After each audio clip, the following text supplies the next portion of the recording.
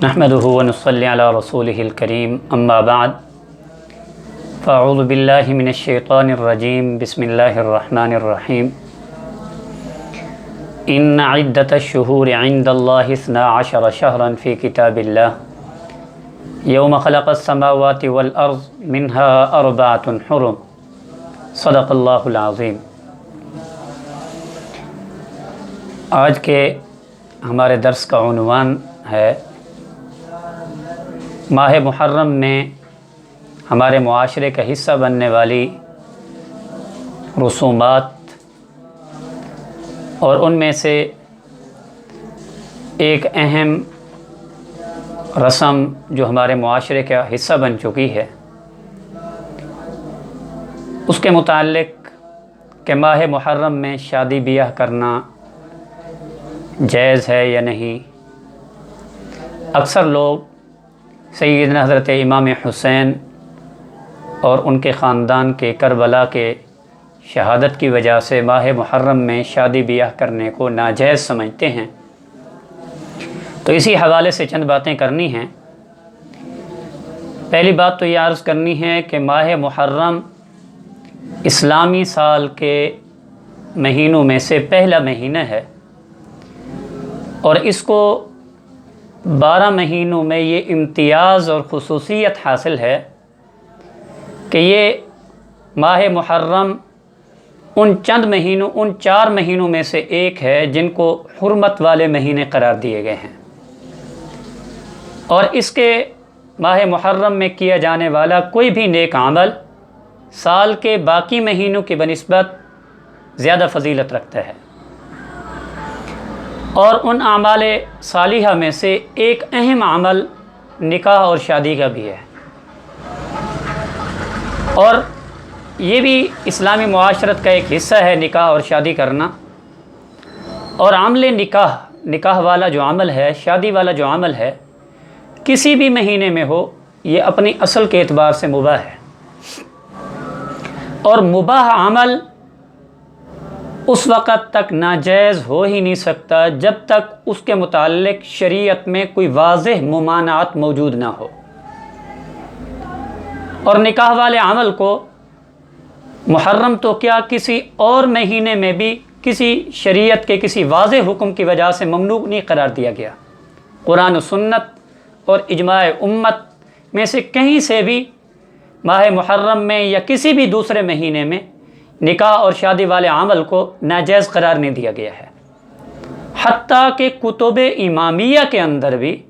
اہل تشریع کی کتب کے اندر بھی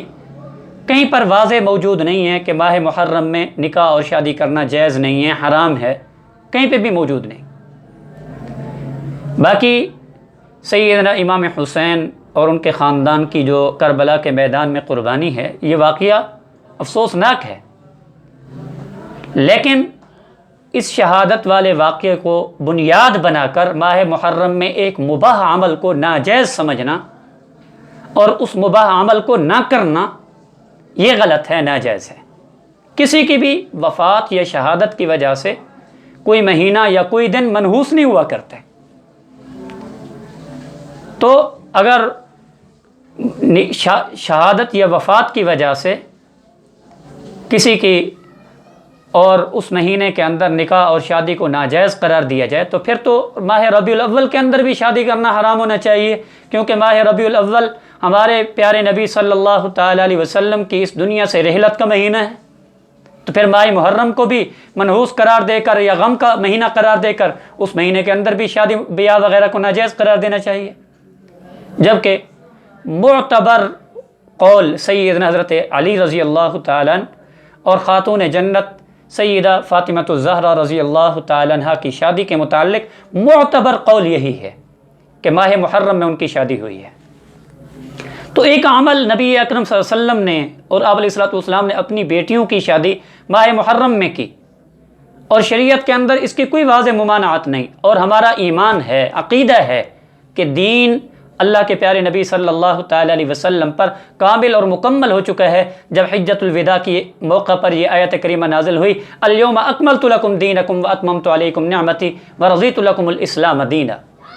کہ دین مکمل ہو گیا،